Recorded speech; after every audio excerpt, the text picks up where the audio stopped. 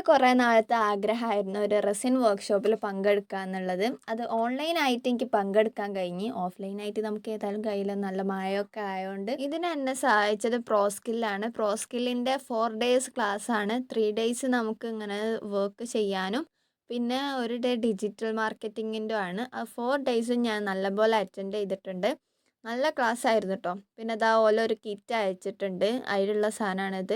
ഇത്രയും സാധനം ഒപ്പരം കിട്ടാന്നൊക്കെ പറഞ്ഞപ്പോൾ ഞാൻ ഭയങ്കര ഹാപ്പി ആയിരുന്നു.